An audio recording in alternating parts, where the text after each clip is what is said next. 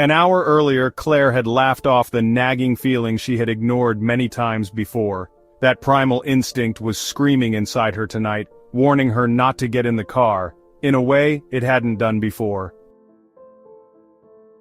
Refusing to listen became a decision that would haunt her forever as she watched the paramedics zip up the black body bag containing her best friend. The officer said the other driver ran a red light, a completely unplanned tragedy. But she knew in her soul that the 5-minute delay her intuition had begged for, just before leaving the party, would have placed them well clear of the intersection where the accident happened. Now the crushing weight of her ignored gut feeling is a heavier burden than her grief, a permanent screaming echo of the life she could have saved.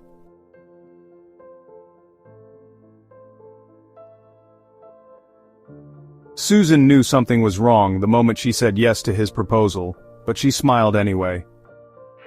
On that day, her chest had tightened, her mouth went dry, and her gut screamed no, but her brain had said, "Don't be dramatic." 3 months later, she was sitting in a hospital waiting room with a black eye and a bruised self-esteem, wondering why she hadn't listened to the voice inside her heart. These two stories aren't really about relationships, though they may appear that way on surface consideration.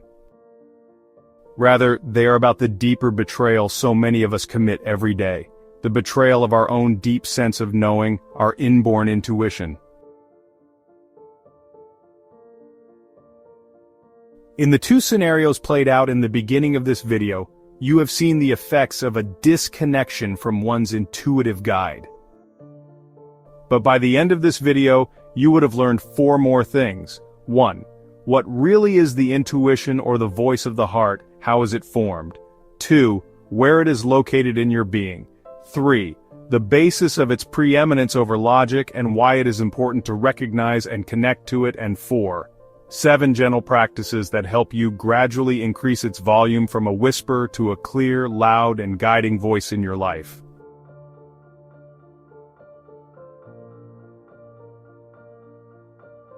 Your intuition is the intersection of your soul and soma, or body. It sits at the meeting point of divine consciousness and physicality, and is often referred to as the voice of the heart. It's subtle, yes, but it's always speaking in whispers, but nonetheless emphatically. And the sad truth is that most of us have forgotten how to listen to this voice. We have forgotten that the heart started beating long before the brain fired its first impulse. We have forgotten that the last beat of the heart is what will announce our exit from this planet, long after the brain has died. If you are now ready to listen to your heart, here are 7 simple practices to help you reconnect.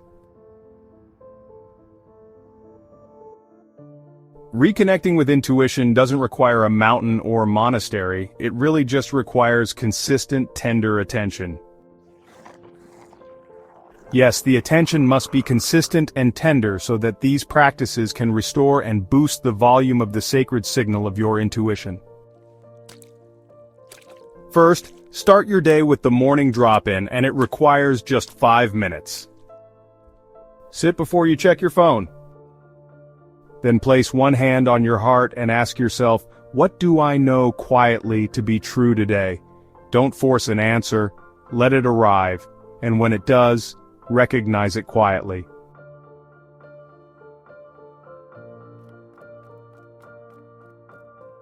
Second, throughout the day, utilize breath interruptions to break overthinking and return to your heart.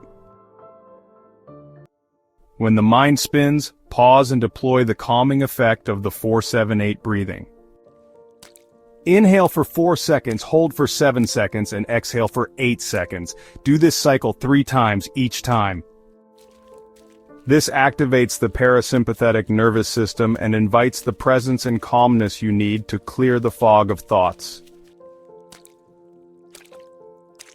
Thirdly, practice body-first decision-making by not rushing to reason before deciding. Learn to always whisper to yourself, how does this feel in my heart? How does it feel in my gut? And how does it feel in my breath? It's all about tuning into those bodily sensations and letting your heart-body connection have a vote in the decision you are about to make.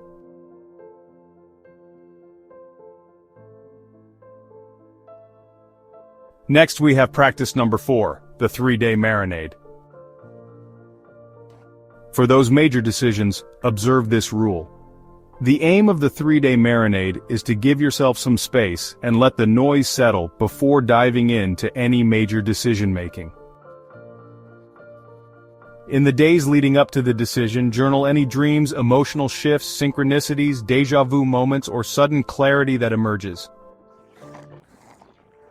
It's amazing what insights can come to the surface when you pull back and observe life.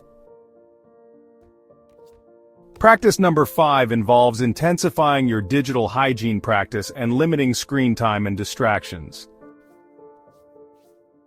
Yes, it's time to up your digital hygiene game because, like overthinking, digital overstimulation can and does numb your intuition. Pair this digital sanitation with the practice of sacred boredom as explained next. Sit without any digital input for 3 periods of 10 minutes each per day, and let the real truths float to the surface before you act. Trust me, it's more beneficial than you might think.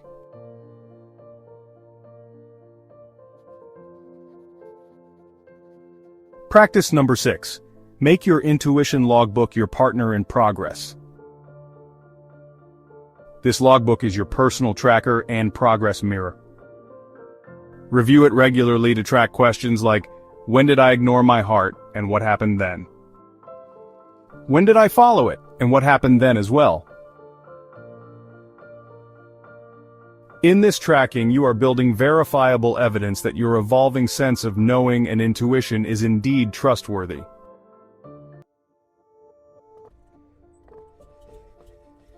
Finally, practice number 7. Make it a habit to have an evening reconnection with yourself. During those brief sessions, ask, where did I betray my knowing today? And follow with, what will I do differently tomorrow? Make an honest stocktake of even the most trivial events and log them down as well. As you re-encounter these challenging events in subsequent days and weeks, review the quality of your responses and track your progress accordingly.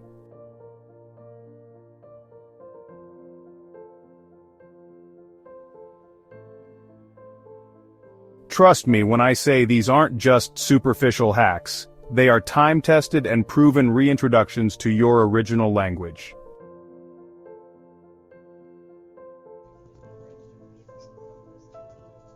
You may be tempted to ask, what do we risk if we don't relearn this? When we abandon our intuitions or the voices of our hearts, we numb our inner compass and basically are flying blind in many ways. For example, in that loss of divine contact and the direction it should normally provide us, we find ourselves staying in toxic relationships longer than necessary. We find ourselves taking jobs that deplete us and we delay important decisions until life is forced to make them for us, sometimes through painful events. We wake up one day emotionally exhausted, spiritually fragmented, and unsure how we got there. Not because we never knew, but because we stopped listening. You cannot outsource your knowing. You cannot think your way into clarity.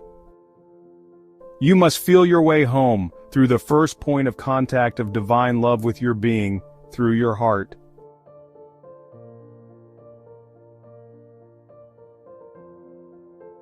Trust in the divine promptings of intuition by the spiritual seeker, especially when shadow work has been accomplished and the untrained ego brought into conscious partnership with the wisdom of the soul, isn't blind faith. It's the key to the vault that contains the accumulated proof that your inner voice has always been on your side, from time immemorial.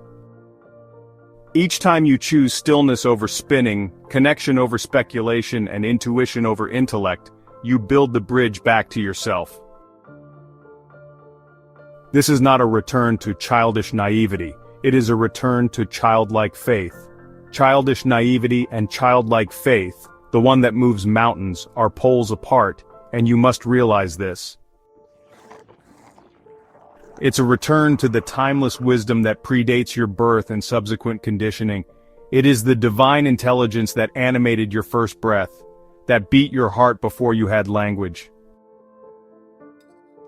You don't have to earn it, you just have to hear it again. Because the world doesn't need more thinkers, it needs more listeners. Listeners to what the Spirit is whispering to the heart and soul. Are you now listening, or are you still thinking? Like and subscribe if you found value in this presentation, and keep on being the earthly ripple of divine love as you remain blessed and renewed on all levels.